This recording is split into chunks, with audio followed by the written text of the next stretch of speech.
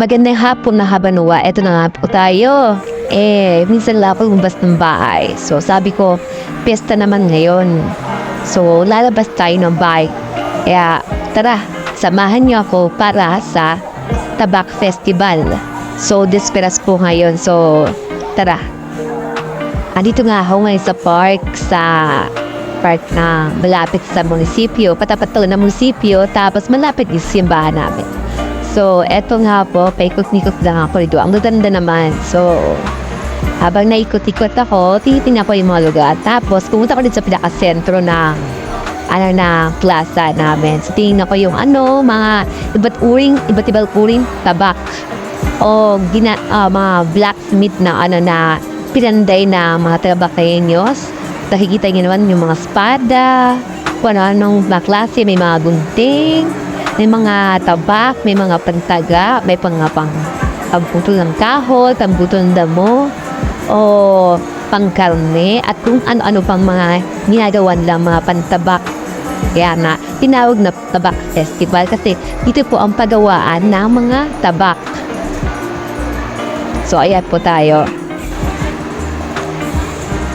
So, ayan po, mga nakadisplay po yun, may mga gunting, tapos, may pang-razor din at kung ano-ano pa na ginagawa ng mga tabakenyos. So, ang ganda po dito. So, ayan, Tabak Festival 2024 po tayo ngayon. So, ayan, habang iniikot-ikot ko.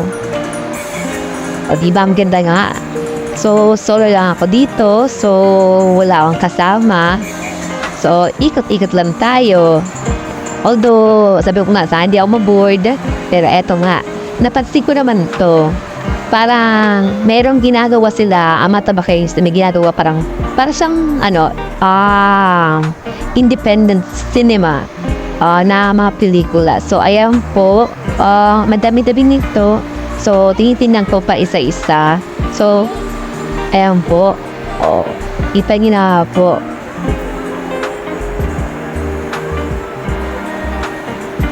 Ace Adventure. Raro means malalim. Yan ang salitang Bicol, raro. Malalim po ang sabihin yan. Raro. Parang lang, diba? Yung sa, tawag doon? Sa isang teleserye sa GMA na pinanood ko. Lilom means dun sa dilim o dun sa kung kahoy. Kaya lilom kung tawagin. Naglilom. Nagpalilom. So, ayan. Ayan pa. So, makikita nyo ay para mga nadikalidad o taga-dikalidad. O, hindi ko pas nakikita to o nakapanood. Pero, mga maganda raw butaw to.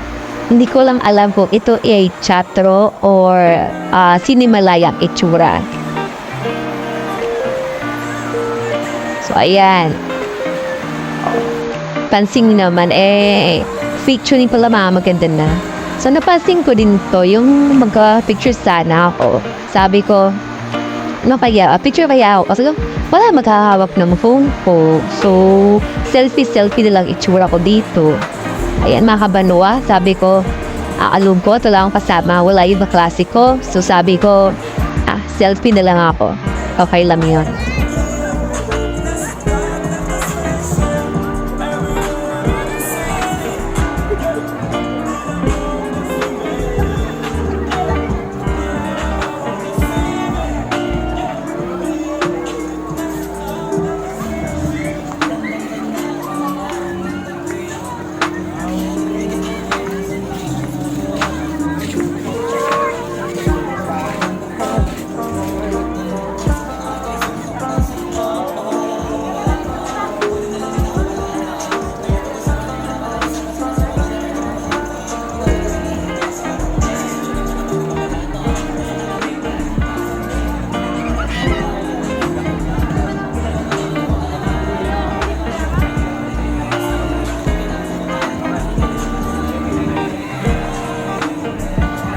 Ang cute no, Ilo, yung bagong modern bus.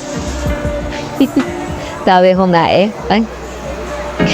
naggawa tayo ng modern bus dito na pwedeng papicturean ng mga tao. Pero okay lang, okay din naman. So, marami pang iba dito na kumbaga tas mamaya kasi kaya maraming tao din, may magko-concert o di ko alam assure kung ano yung event ngayong araw na hapon at gabi na to. So, di ko alam kung makakapunta ako. So, kasi after this, may pupuntahan pa ako. At sana nga ay hindi umulan kasi parang feeling kasi uulan naman ng malakas. So, gala-gala lang tayo dito. Medyo ngawit-ngawit pa ako kasi kanina pa ako nagano. Pero ayun, nakita naman yun yung part sa gilid ko. And yung parang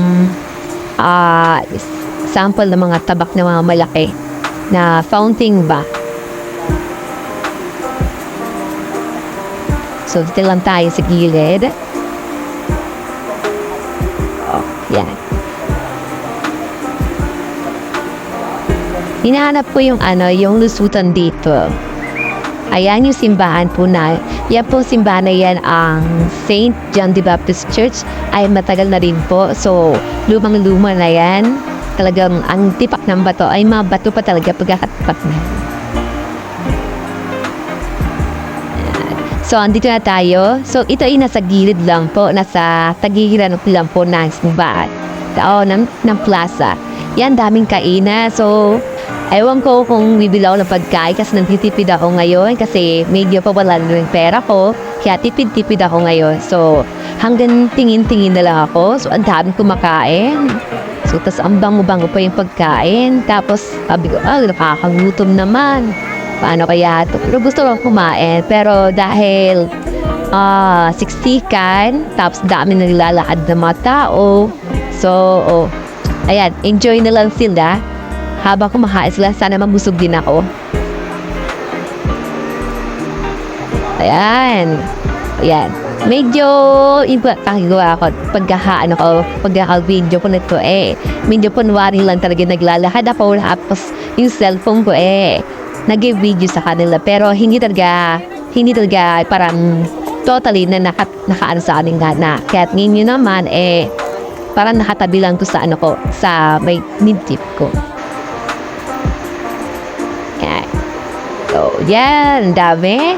May mga iba't ibang may mga fish bolan, may mga fries, may mga pizza, tapos may mga puto-puto, may mga aden, as may mga milk tea, dami dito, sari-sari. Tapos may mga calamares din, tapos pansit, at kung ano-ano marami pa iba ang makita. May barbecuehan din dito, so pansin mo, ang dami talaga. May mubuhan din, magpaikot-ikot ka, mabubusog ka na hapatingin sa kanila. So, ayan. So, yun. Iba. Ang haba-haba ng may kahabaan nila ako. At yung buong kahabaan na yun ay puros pagkain, puros tao. O yeah, may barbecue, diba? Amoy na amoy pa yung pagka-barbecue. Ang sarap talaga. So, fast forward tayo ng bahagya. So, pumunta ako sa Bonto Boulevard. Sabi ko, punta kaya ako doon. So, first time ko pumunta doon. Biglang umulan. Nakakainis nga. Kung saan first time ko, umulan naman. So, eto yung Bonto Boulevard. So, seawall na to. Hanggang malapit lang to sa pier. So, ayan po. Umulan po siya. So, patilain lang natin yung ulan. Then, maglalakad tayo para makita yung itsura nito. Hindi ko alam kung paano ba to? Di ko alam kung para saan yung nakagawa ng lugar na to. So, eto rin ay may mga mga pagkain din mga ginagawa dito. Pumunta nga ako dito para hanapin sana yung masilayan sana yung Ferris wheel, yung Caterpillar, yung Periyak. Kasi wala palang carnival kasi pinatanggal pala. So, ayan. So okay na yan sa akin. So, mag-iibot-libot na ako. Tapos, siguro pakain ako ng konti kasi minugutom na rin ako. So, ito ay tabing dagat na po, seawall po to. So, ayan po. So, bumili ako ng makakain ng burger lang. So, okay na yun sa akin. Kasi baka tayo maubusan ng pera at mawalan ako ng kapiran dito. Yan lang po. Bye-bye! Thanks.